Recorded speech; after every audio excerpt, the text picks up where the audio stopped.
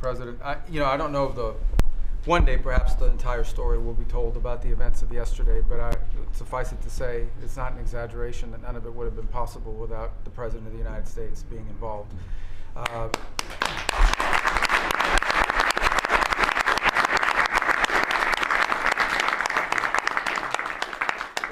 It really began with your trip to the Middle East, where these relationships were forged with partners in the region, personal relationships, close relationships that created the foundation where all of this was possible.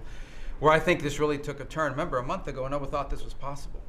Where it really took a turn about a month ago, less than a couple weeks ago, is when we were at the United Nations, and you convened an historic meeting, not simply of Arab countries, but of Muslim-majority countries from around the world, including Indonesia was there, Pakistan was there, and created this coalition behind this plan. Then on that following Monday, you met with the Prime Minister of Israel here, and that plan was presented. And then, of course, our great negotiating team followed up on it. In the interim, again, perhaps the stories will be told, perhaps they will never be told. The President had some extraordinary phone calls and meetings that required a high degree of intensity and commitment, and made this happen. And I think what's important to understand is that yesterday what happened was really a human story. There's a geopolitical aspect to it, there's no doubt about it. It creates the conditions for Gaza to one day be a normal place again, and people to have a better life, and Israelis to be safe. But yesterday was a human story.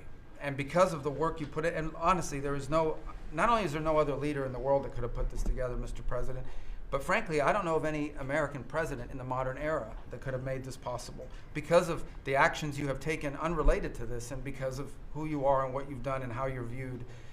And this weekend, because of that, at some point very soon, we are going to see 20 living human beings emerge from the darkness into the light for the first time in 2 years. And that is because not only were you used the credibility and the power and the prestige of this office and the relationships you created, and you committed yourself to making it happen. And I think it will go down as a historic moment in the history of our country, and something our country should be very proud of, that we have a president that's committed to not just peace, but to the human aspect of reuniting these families. My last point on this is just a couple days ago, Secretary Lutnick hosted us all, many of us, at the Kennedy Center. And we had these families, we've interacted with them for so many years, for 2 years now. And the stories are heartbreaking, both whose families are alive and those who are deceased as well, who want their relatives back so that they can complete the process of grieving.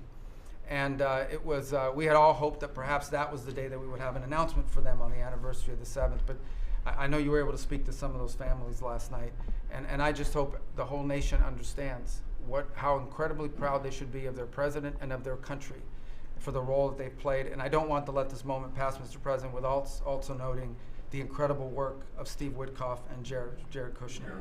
They're an incredible team working together, facing some substantial impediments to even being there this weekend and doing it. Let me just leave it at that. And they've done a great job on your behalf, Mr. President. They deserve a tremendous amount of credit. But thank you for what you've done for the world. Thank you very much, Mark.